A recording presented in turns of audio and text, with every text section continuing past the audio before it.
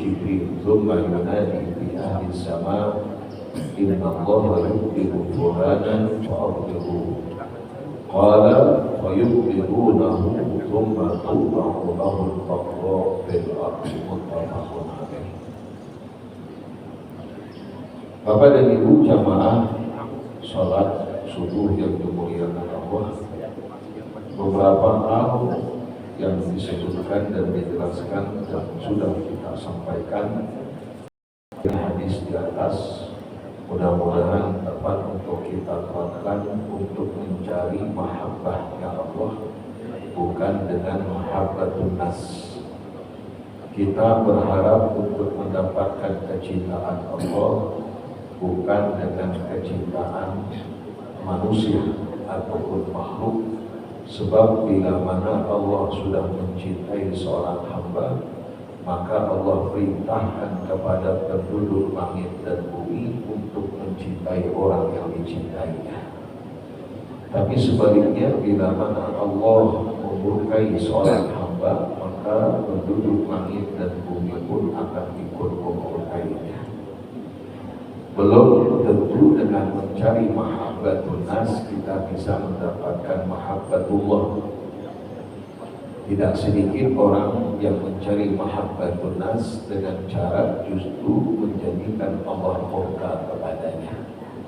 Maka satu di antara alasan atau penyebab kenapa seorang melakukan hal yang tidak dibenarkan oleh agama atau mengundang murka Allah akan dirinya, itu tidak lain dan tidak bukan karena mencari mahabbatun nas, karena ingin mendapatkan kecintaan manusia, karena ingin mendapatkan penghormatan manusia, lalu ia melakukan apa yang diinginkan oleh makhluk sekalipun bertentangan dengan yang menciptakan makhluk.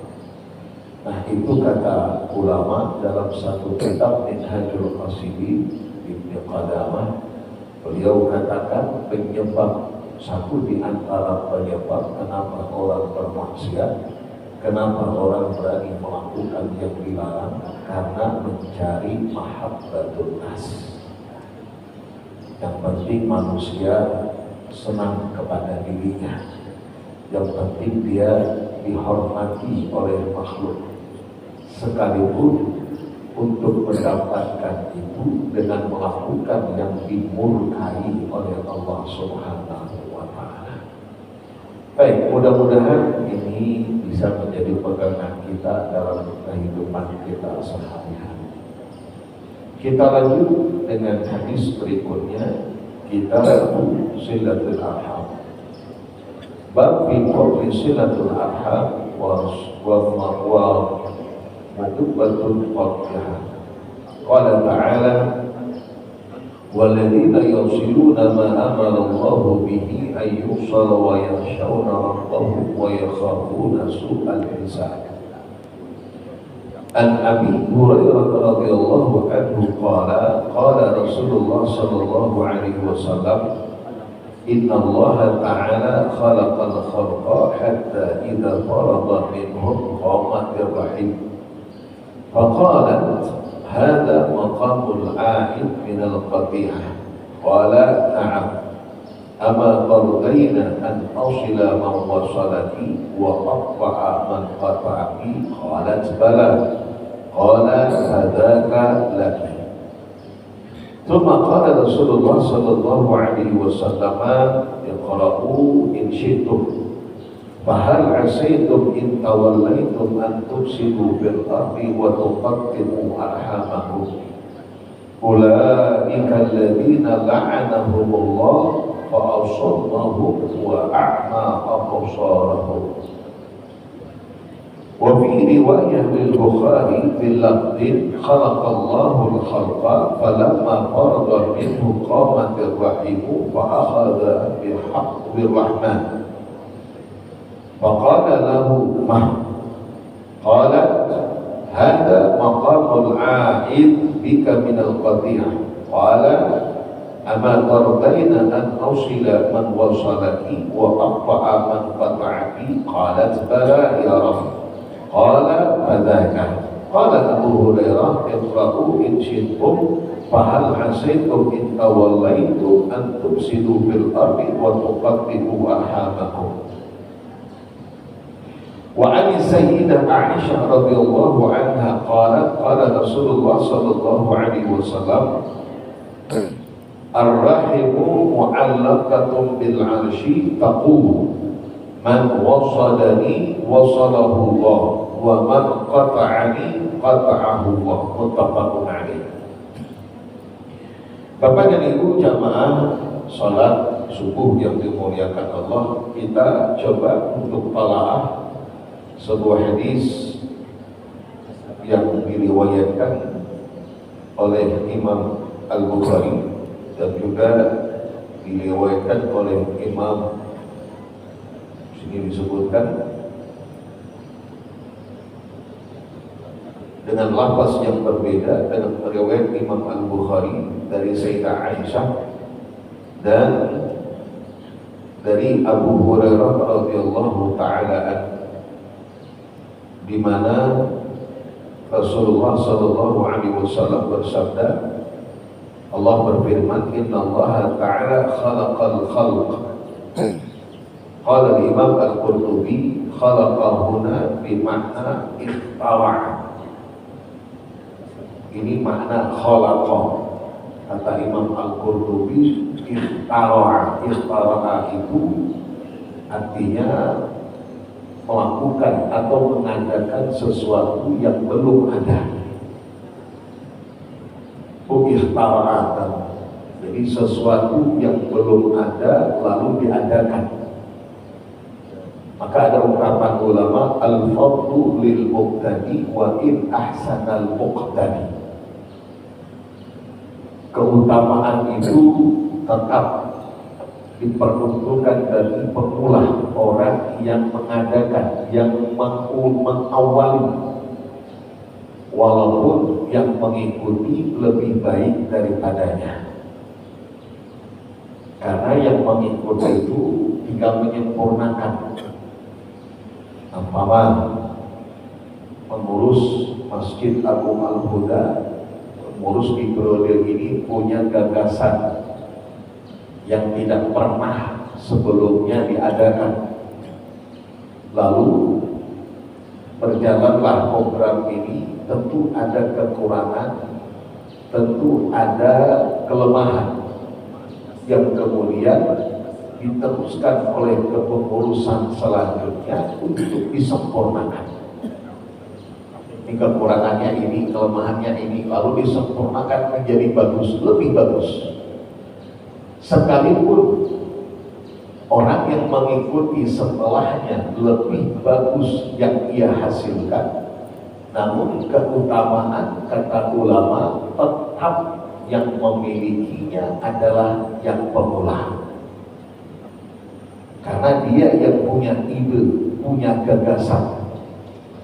Orang hanya menyempurnakan. Ini namanya al-mukhtarir, yang tidak pernah ada sebelumnya, lalu timbul gagasannya, timbul idenya, lalu diadakan. Nah, ini yang disebut juga di dalam hadis, man sanna sunnatan hasanah, barang siapa yang mencetus satu kebaikan lalu diikuti oleh orang-orang sesudahnya, baginya pahala seperti orang yang mengikutinya dan tidak mengurangi sedikit pun dari pahalanya. Ini kalau bisa kita menjadi penggagas, bukan hanya mencontoh pengikut, tapi menggagas. Maka di situ harus dituntut agar bisa untuk kreatif kita dalam melihat apa yang seharusnya untuk kita perbuat dan lakukan. Yang dulu-dulunya tidak pernah ada, lalu kemudian kita adakan, dan andai baik lalu diikuti oleh orang-orang sesudahnya, itu pahalanya terus akan mengalir. Sekalipun dia sudah wafat, itu pahalanya mengalir, itu amal jariah Jadi amal jariah kita bukan hanya dengan sedekah, bentuk harta benda, bentuk uang, atau mungkin dengan barang, tapi amal jariah kita dalam bentuk gagasan, ide, pemikiran. Awas, maka oleh karenanya jangan sebaliknya, punya gagasan, punya pemikiran, punya program yang tidak pernah ada sebelumnya, tapi untuk keburukan. Itu bahaya. Kadaswah sebelumnya diadakan, lalu muncul gagasan, muncul ide, satu program yang program itu membawa kepada kemudharatan, lalu diumpati oleh orang-orang sesudahnya. Maka yang berdosa bukan hanya yang mengikut atas apa yang diprogramkan, tapi yang membuat program pun ikut merasakan dosanya. Nah ini kalau ulama katakan yu'adhiru dzunub, dosa yang tadinya mungkin kecil itu bisa menjadi dosa besar. Itu satu di antaranya. Awas, hati-hati, dosa awalnya kecil bisa menjadi besar. Dosa kecil itu suatu kesalahan yang tiada ada sanksi yang Allah tetapkan, baik dari Al-Quran maupun hadis. Itu dosa kecil, dan ianya akan terampunkan dengan ketaatan, dengan kebaikan yang kita lakukan. Sebagaimana sabda Rasul, wa atbi'i sayyi'atal hasanata tambuha. Dalam Al-Quran, innal hasanat yudhibnas sayyi'at, kebaikan akan menghapuskan keburukan. Tapi dosa besar tidak akan diampuni oleh Allah illa bitaubah, kecuali ia bertobat. Ayah rasanya kada suah melakukan dosa besar. Apa dosa besar itu? Kesalahan yang ada sanksi hukumannya, yang Allah sudah tetapkan baik dari Al-Quran maupun hadis. Itu kata ulama kabirah, dosa besar, jamaknya kabair. Mama syirik itu jelas ada hukuman yang Allah tetapkan. Mencuri jelas, as-sariq was-sariqatu faqta'u aydiyahuma jazaa'an bima kasabat, ada hukumannya. Berzina jelas ada hukumannya, az-zaniyatu waz-zani fajlidu kulla wahidin minhuma mi'ata jaldah. Kemudian juga dengan qazful muhsanat ada hukumannya, dan seterusnya. Ini termasuk daripada dosa-dosa besar. Nah, dosa besar ini tidak terampunkan kecuali dengan kita bertobat kepada Allah atas yang telah kita perbuat dan lakukan. Persoalannya, kadang kita tidak pernah merasa melakukan dosa besar, tapi kenapa ada catatan dosa besar? Karena ini tadi, yu'adhimu dzunub, dosa yang tadinya kecil bisa menjadi besar. Itu lantaran banyak orang yang mengumpatinya. Nang diumpati, nang buruk, nang diumpati, nang salah. Maka hati-hati, jangan sekali-kali kita melakukan suatu perbuatan yang perbuatan itu kita tahu bakal dicontoh oleh orang lain. Anak-anak kita, murid-murid kita, itu bakal mencontoh kita. Maka akan dicontohkan yang salah dan yang keliru. Maka yang mencontoh berdosa ketika melakukannya, kita yang memberikan contoh pun juga menanggung dosa mereka. Mereka satu dosanya, kita dua. Kenapa dua? Satu karena kita seorang anak melakukan, dua karena dosa murid atau orang yang mengumpati kita. Itu kalau satu orang. Kalau banyak orang, semakin banyak dosa yang akan ditanggung.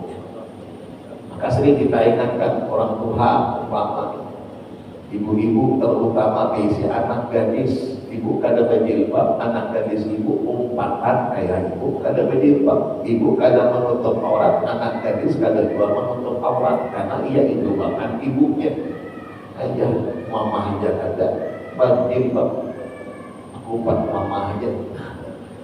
Saat ketika anaknya dewasa, dia tidak menutup akan auratnya, dia mendapatkan dosa. Ibunya kadang menutup aurat, ibunya dapat dosa. Tapi ibu dosa ibunya double. Karena apa? Karena anaknya mencontoh ibunya, ibunya mencontoh anak salah. Nah, itu makanya menjadi besar. Maka ada ungkapan dalam hadis, maka Nabi sallallahu alaihi wasallam, la kabirata ma'al istighfar wala saghirata ma'al israr. Atau bisa jadi tidak diikuti orang, tapi kita senantiasa melakukan. Dosanya kecil tapi terbiasa sudah kita melakukannya. Maka ada pepatah, sedikit demi sedikit lama-lama jadi bukit. Makanya kata Rasul, la saghirata ma'al israr. Tidaklah dosa itu dinyatakan sebagai dosa kecil kalau kita melakukan berkelanjutan berketerusan. Karena kadang-kadang kita kadang merasa saking terbiasanya dianggap biasa. Maka saya teringat dengan satu ungkapan Sayyidah Aisyah. Itu pernah ditanya atau bertanya kepada Rasul.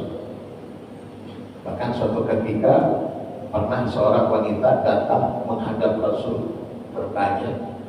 Kebetulan Sayyidah Aisyah juga berada di samping Rasulullah.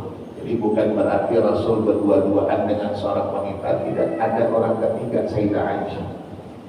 Setelah wanita itu mengadukan perihal masalah yang dihadapinya, selesai pulang. Saat ketika wanita ini pulang, oleh Sayyidah Aisyah berkata, ya Rasulullah, ma'aksara hadhihi al-mar'ah.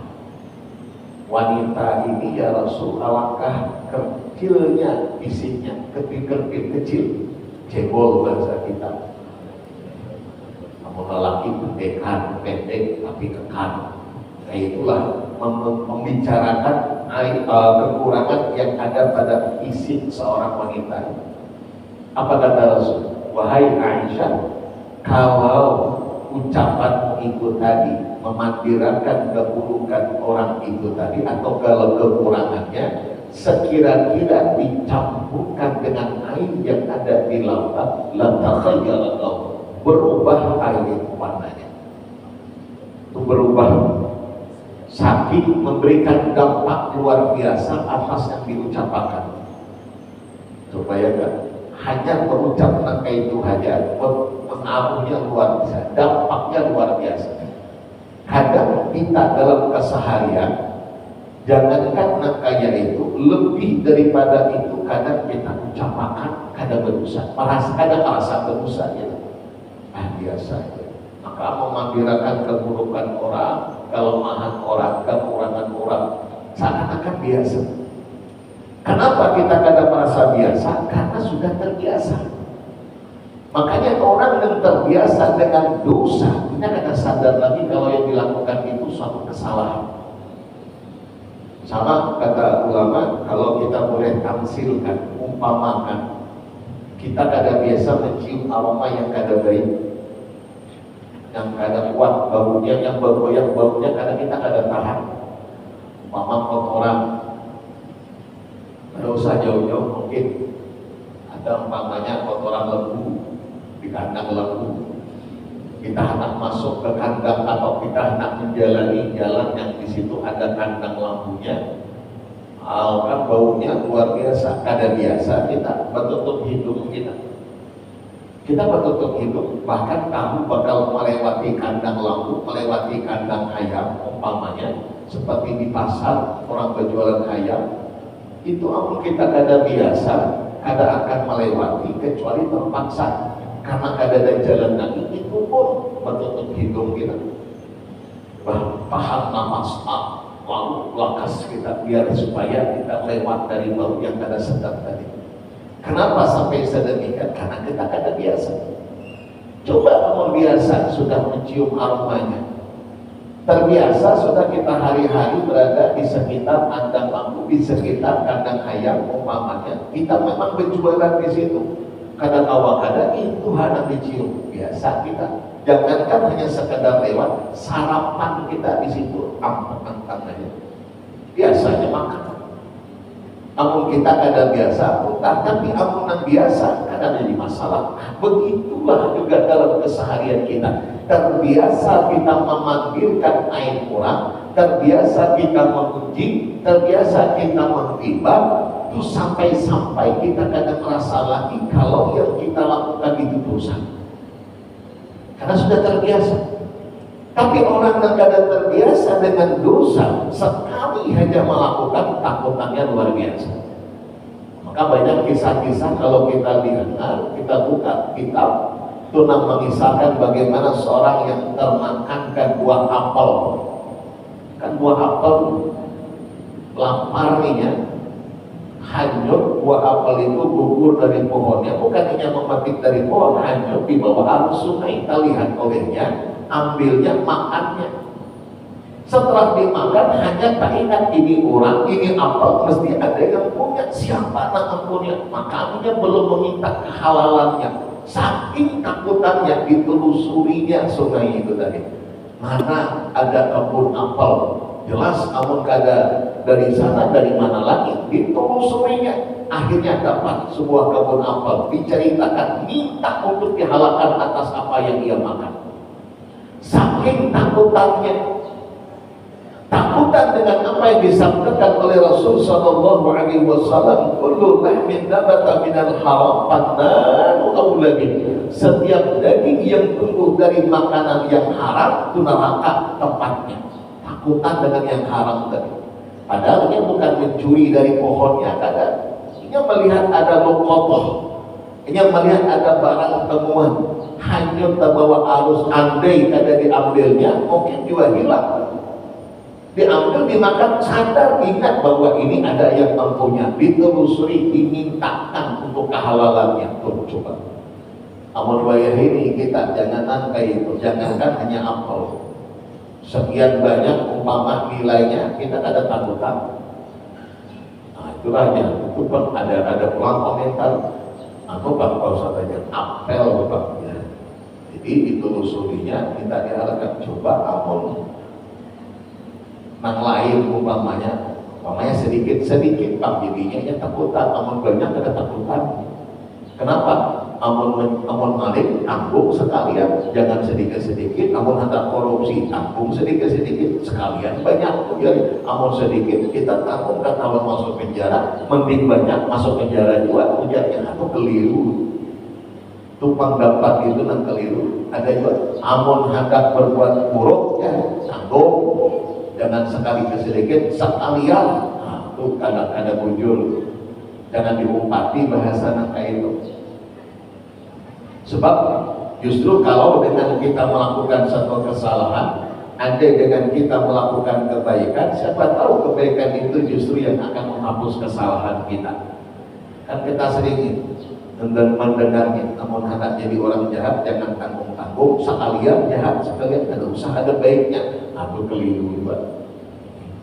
Baik, ini karena kebiasaan. Kalau sudah terbiasa dengan dosa, maka orang kada akan merasa lagi bersalah. Nah, ini yang kita khawatirkan.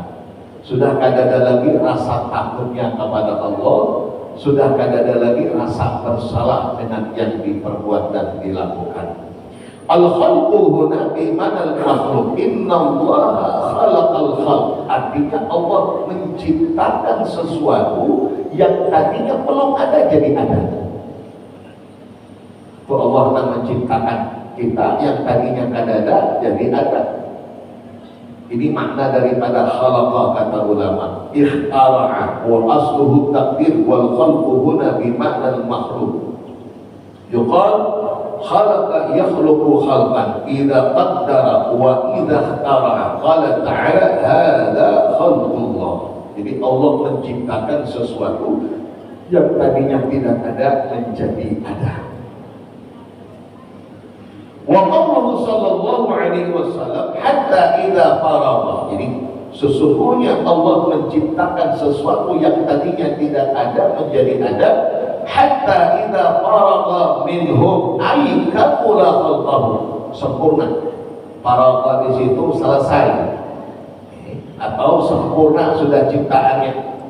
la annahu ishtaghala bihim thumma faraqa min syughlihi bihim idza laysa fi'lahu bi mubasyarat wala bi munawalah wala khalaqah bi alam wala muhalah ta'ala amma yatawahhamul mutawahhimun wa subhanahu idza arada syai'an fa innama yaqulu lahu kun fayakun hatta idza faraqa minhum di situ kamula khalquhu sempurna manusia umpamanya itu sudah Allah ciptakan dengan sesempurna ciptaan, tapi bukan dengan proses sedemikian rupa kayak kita tukang anak berumah itu kan punya proses tajam dahulu kocok-kocoknya terus.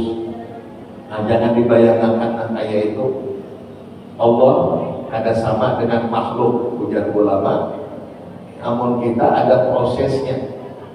Kalaupun Allah ciptakan sesuatu dengan tahapan itu ingin untuk mengajarkan kita, tapi kalau Allah berkehendak dan Allah Maha Kuasa, idza arada syai'an ayyaqula lahu kun fayakun. Jadi maka jadilah.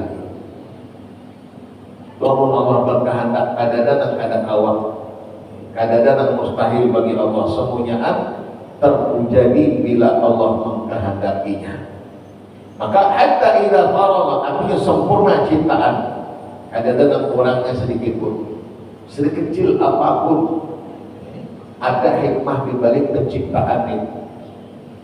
Makanya di dalam Al-Quran kenapa Allah sebutkan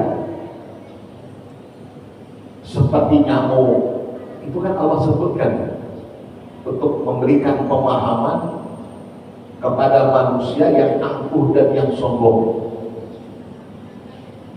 Innallaha la yasfat, dalam Al-Quran surah Al-Baqarah juz yang pertama. Apa? Daraballahu mathalan ba'udatan fama fawqaha itu. Allah memberikan ba'udah itu nyamuk. Fama fawqaha, apa yang lebih daripadanya. Itu Allah menciptakan, Allah menyebutkan dengan penciptaan nyamuk. Itu Allah ingin mengatakan kepada mereka-mereka yang sombong, Fir'aun mengaku sebagai Tuhan. Itu ujar Allah, aku ciptakan nyamuk nang halus kayak itu aja. Kau akan tahu mempati ciptaanku nang halus kayak itu. Biar supaya kita ini makhluk manusia jangan sombong. Ibaratnya nang halus kayak itu aja kita kadang tawa untuk menciptakannya, apalagi menciptakan alam semesta. Makanya di situ disebutkan nyamuk itu. Jadi bukan perkara hanya nyamuk halus. Coba ciptakan bisa ada kawan. Berarti kita lemah, ada kuasanya. Bahkan nyamuk itu jangan diintikan. Allah sering mengisahkan di dalam Al-Quran tentang perkara-perkara yang sepele, yang lemah, tapi dengan sebab karena kuasanya yang dianggap oleh makhluk maha kuat hancur dengan yang lemah. Itu kan raja siapa? Raja Namrud yang mati itu gara-gara nyamuk aja. Matinya itu gara-gara nyamuk. Halus saja masuk ke dalam tubuhnya, masuk ke dalam tubuh, bekerja dia. Apakah ada kesakitan, tersiksa hidupnya, akhirnya mati. Itu gara-gara nyamuk aja. Allah ingin tunjukkan bahwasanya makhluk itu lemah, kita sabar ini lemah. Jangan sombong-sombong mengaku Tuhan, apalagi na'udzubillah sebagaimana Fir'aun, ana rabbukumul a'la, aku adalah Tuhan yang kuasa. Nah halus itu aja kita kadang kawa untuk menciptakannya, mengalahkannya kadang kawa. Padahal nyamuk ya. Jadi jangan mengintikan apa yang Allah ciptakan. Itu Allah menciptakan yang halus-halus itu memang sengaja untuk agar kita merasa bahwa nang halus saja kita kadang kawa untuk menciptakan, apalagi nang ganal. Kan logikanya seperti itu. Nah, lalu kemudian Rasulullah Shallallahu Alaihi Wasallam setelah Allah menciptakan makhluknya dengan sempurna, qamatir rahim, lalu rahim berkata, Qalat hada maqamul a'id minal qatiyah, hadal kalam minal majaz al-mustahmal. Jadi ungkapan ini majaz sindiran. Wal ittisa' al-masyhur idh rahim ibaratun an qurbatir rajul min jihati tarfai abaihi wa in alam. Rahim itu kerabat, nasab, keturunan. Ini rahim. Jadi ada silaturahim, silaturahmi, silaturahim. Itu yang mana nang bujur. Silaturahim, rahim itu kasih sayang. Ar-rahmu, silaturahmi itu silah artinya hubungan. Silaturahmi berarti hubungan kekerabatan. Kalau silaturahim hubungan atas dasar kasih sayang. Maka rahim itu lebih luas daripada rahim. Kalau kita punya saudara yang tidak ada ikatan kekerabatan, tidak ada ikatan darah, anak menyambung silaturahim, itu tepatnya. Sebab namun silaturahmi itu kekerabatan. Maka kata ulama, hadal kalam minal majaz al-mustaqbal wal intisha' al-masu'id ar-rahm. Rahmu itu ibarat an qarabatir rajul min jihati tarafai abaihi wa in alaw wal akhawat. Jadi ada kaitan dan hubungan kekerabatan dari jihad bapaknya wa in alaw, walaupun ke atas, maksudnya tuh kakeknya dan seterusnya, saudara-saudaranya. Wa man yattasil bihim min auladihi wa birahmi jami'ah, dan juga anak-anaknya. Artinya ada orang ada hubungan darah. Fal qarabah idzan nisbatan minan nasab. Jadi qarabah itu ungkapan menunjukkan ada keterkaitan dan hubungan nasab keturunan. Baik itu dari bapaknya, al-ukhuwah bersaudara, dari bapak sampai ke atas persaudaraan. Itu ada atas, bawah, kiri, kanan. Itu kan ada tuh disebutkan dalam Al-Quran. Yang atas bapaknya, kakeknya, terus sampai ke atas. Namun yang bawah anaknya, cucunya, cicitnya. Namun ke samping saudaranya, itu saudara. Saudara laki-lakinya, saudara perempuannya. Makanya disebutkan dalam surah An-Nisa kalau tidak hilaf akhir daripada juz yang ke-4. Mereka-mereka yang menjadi mahram kita. Hurrimat alaikum ummahatukum wa banatukum wa akhawatukum. Ummahat dilarang, haram kita menikahi ibu kita wa in alat. Wa in alat di situ termasuklah nenek. Kada boleh nikahi nenek walaupun tidak disebutkan dalam Al-Quran. Itu disebut juga dengan itu wa in alat, sampai ke atas. Dengan pulangnya nenek kada disebutkan, berarti boleh nikahi nenek. Makanya pernah saya temukan ada kasus seorang laki, suami menceraikan bininya untuk bisa menikahi umahnya. Jadinya milih umahnya ketimbang anaknya. Itu ada kejadian. Ini kan sebenarnya kalau sudah punya bini, umahnya bini kita itu termasuk mahram, kada boleh kita nikahi. Mertua, mertua itu kada boleh kita nikahi. Atau saudara perempuan bini kita, wa anta juma'u bainal ukhtaini illa ma qad salam. Itu kada boleh kita nikahi dengan menggabungkan, mengumpulkan tajma'.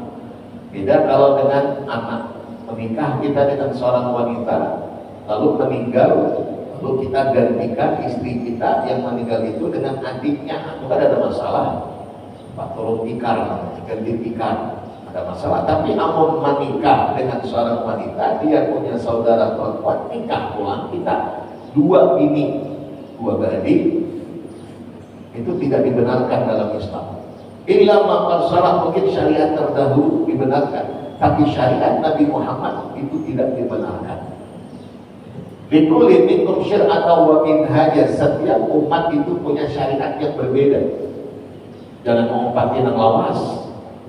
Syariat Nabi Adam, saudara kawin Habil kawin dengan saudara kandung daripada Habil. Habil mengawini adik saudaranya dari Kabil. Kawin bersaudara, tapi disilang sedemikian rupa. Punya berarti boleh kawin silang itu, asal disilang ada kayak itu. Itu syariat umat terdahulu. Likulli minkum syar'ah wa minhaja. Setiap umat itu punya syariat. Nah, syariat dahulu itu dibenarkan, diperbolehkan lillahinas karena manusianya sedikit. Setiap lahir anak Adam kembar. Habil kembarannya begini saudaranya. Habil kembarannya begini dua. Nah, untuk melangsungkan kehidupan, lalu dibenarkan untuk kawin, itu pun disilang.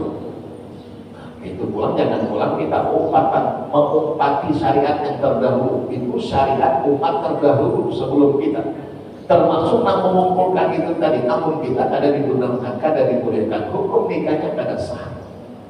Itu memaksakan. Ada kasus kemarin, ada cerita, ini cerita atau maksud saja. Laki bini kebujuran, bininya si adik berbini hamil, maka adiknya belum kawin tapi hamil. Nang kakak sudah kawin belum hamil, aneh juga. Nang kakak sudah kawin kada hamil, tapi nang adik belum kawin tapi hamil. Siapa nama hamil ini kada mau bercerita, akhirnya karena dipaksa tadi, barulah berterus terang nama hamili laki kakaknya. Nah, itu bahayanya, itu ipar. Makanya dalam hadis itu tegas Rasul katakan, hadisnya sahih diriwayatkan oleh Imam Bukhari dan Imam Muslim, iyyakum waddukhul ala nisa. Faqala rajul min al-ansar afara'aita al-haq qala al-haq al-maut, kata Rasul. Ketika Rasul mengingatkan untuk tidak berdua-duaan dengan wanita yang bukan mahrammu. Lalu kemudian seorang laki-laki Ansor berkata, ya Rasul, bagaimana kalau dengan ipar? Qala al-haqqu al-maut, berduaan dengan ipar itu kematian. Karena dampak bahayanya lebih besar. Apalagi berdiam serumah. Maka saya sering katakan, ibu kalau punya anak perempuan, dua beradik umpamanya anak kakak sudah kawin, berdiam di tembilahan atau berdiam di daerah, kebanyakan di tembilahan orang daerah. Kebujuran adik bininya lalang bebini itu kuliah di tembilahan, daripada ngekos ujarnya 4 kakak aja berdiam di rumah, 4 lah berdiam di rumah kakak, maka kakak sudah diisi laki. Berdiam serumah kakak lawan lakinya, ingat 4 numpang di rumah kakaknya, bertiga berarti ini bahaya. Kenapa? Karena kalau dengan bertiga ini, ya kalau seandainya kakaknya itu ada di rumah, namun kakaknya ada di rumah, hanya ingat lawan laki kakaknya. Dengan leluasa dia bisa melakukan apa yang diinginkan tanpa ada kecurigaan oleh masyarakat sekitar. Karena memang serumah ini. Lain hal namun orang lain, lakinya umpamanya kada di atau lakinya kada di rumah, bininya aja selonganan, tiba-tiba datang hal laki, bukan lakinya, bukan bubuhannya, bukan siapa-siapanya, masuk ke rumah ketika laki kada ada. Jangankan hanya dinyana masuk, sandalnya dimasukkan juga, tuh orang sekitar akan curiga. Kalau sudah kecurigaan muncul, ada leluasanya berbuat. Di hati tenang, aja tahuan orang, bisa dipukul orang, bahkan kita diamuk masak atau ada was-wasnya. Tapi kalau sudah tinggal serumah, biasa sudah, dengan tidak ada rasa takutnya. Makanya terjadilah yang tidak kita inginkan itu tadi. Banyak kasusnya ini terjadi. Kenapa? Karena mengentengkan teguran dan peringatan Rasulullah. Maka oleh karenanya, amun hendak juga umpat berdiam di rumah kakaknya tadi, jangan hanya adik bininya nak disuruh berdiam, umpat umahnya juga mengawani, biar ada orang lain selain bininya. Sehingga andai bininya ada di rumah, ada di rumah lakinya, ada iparnya, tapi kan ada umahnya, ada orang angkat tiga untuk menyelamatkannya. La yakhluwanna ar-rajul bi imra'atin illa bima'mah illa ma'adhi mahram atau illa wa thalithuhuma syaitan.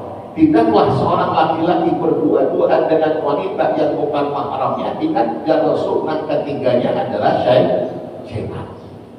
Awalnya biasa, ujung-ujungnya itu bahaya, maka mengantisipasi itu, namun terpaksa juga berdiam untuk mudah mengontrol umatnya empat mengawali juga, biar supaya nanti ketika seorang daripada mereka tidak di rumah, ada berdua-duaan aja. Ini laki kakaknya di rumah, kakaknya kada di rumah, ibaham adiknya nang di rumah. Kada laki kakaknya nang mengawali, adiknya pulang nang mengawali. Baca beruntungnya kakakku isi laki nang itu, aku hendak kayu lagi. Nah, akhirnya dirusaklah rumah tangga kakak. Dan banyak nang kayak itu, kasus-kasus nang kayak itu banyak. Kenapa sampai terjadi? Karena kita mengabaikan teguran Rasulullah Sallallahu Alaihi Wasallam. Baik. Qarabah idza nisbah binan nasab. Jadi qarabah itu dinisbahkan kepada nasab, yaitu orang yang punya kekerabatan, orang yang punya kaitan dan hubungan darah. ويمكن حمله على أحد وجهين أحدهما أن يكون الله أقام من يتكلم عن الرحيم من الملائكة فيقول ذلك وكأنه وكل بهذه العبادة من يتناضل عنها ويكتب ثوابا وصلها وثانيهما أن ذلك على وجه التقدير والتمثيل المفهم للإغياء وشدة الاعتناء وكأنه قال لو كانت الرحم ممن يأكل ويتكلم لقالت هذا الكلام. Jadi ada dua kemungkinan, kata ulama, qamatir rahim, maka berdirilah rahim itu tadi dan berkata hada maqamil ahid minal qati'ah.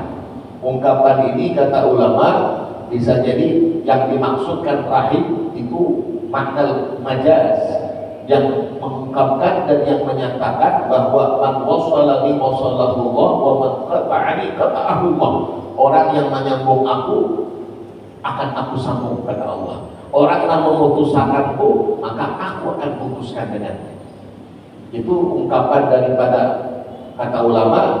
Ada ungkapan adalah dari para malaikat yang mengungkapkan sebagai bentuk doa dan harapan orang yang memutuskan silaturahimnya maka Allah akan putuskan dengannya, dan orang yang menyambung akan silaturahimnya maka Allah akan sambung. Artinya Allah akan ridha, Allah akan berikan balasan, Allah akan berikan pahala dan ganjaran.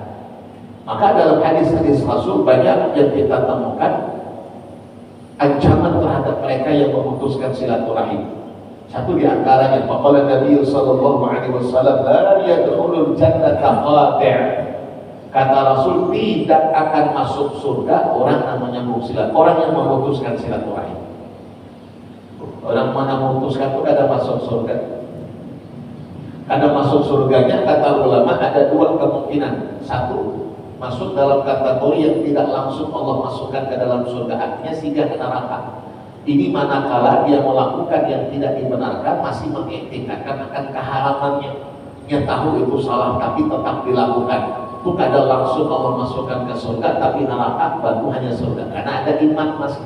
Tapi mereka yang tidak masuk surga ala sabili takbir selama-lamanya, mengiktikadkan bahwa silaturahim atau memutuskan silaturahim bukanlah suatu hal yang dilarang dan yang dimurkai oleh Allah. Mengiktikadkan itu berarti dia menentang hukum Allah, menentang hukum Allah berarti dia kafir, maka tidak akan masuk selama-lamanya ke dalam surga. Ini makna daripada makna hadis yang disebutkan oleh Rasulullah Sallallahu Alaihi Wasallam. Apa saja hikmah di balik silaturahim dan ancaman yang akan didapatkan, insyaallah di luar waktu kita akan dilakukan. Wallahu a'lam. Al-Fatihah. Auzubillahi minasyaitonir rajim. Bismillahirrahmanirrahim. Alhamdulillahirabbil alamin arrahmanirrahim maliki yaumiddin. Iyyaka na'budu wa iyyaka nasta'in. Ihdinas siratal mustaqim. Shiratal ladzina an'amta 'alaihim ghairil maghdubi 'alaihim waladdallin. Amin amin ya rabbal alamin. Bismillahirrahmanirrahim. Alhamdulillah. Alhamdulillahirabbil alamin wassalatu wassalamu ala asyrafil anbiya'i wal mursalin wa ala alihi washabihi ajma'in. Allahumma qul lana ma akhtana wa ma ta'addana wa ma asrarna wa ma a'lana wa ma anta a'lamu bihi minna antal muqaddim wa antal mu'akhir la ilaha illa anta subhanaka Allahumma wa bihamdik nashhadu an la ilaha illa anta nastaghfiruka wa natubu ilaik. Wa sallallahu ala sayyidina Muhammadin nabiyil ummi wa ala alihi washabihi wasallam. Alhamdulillah. Assalamualaikum warahmatullahi wabarakatuh.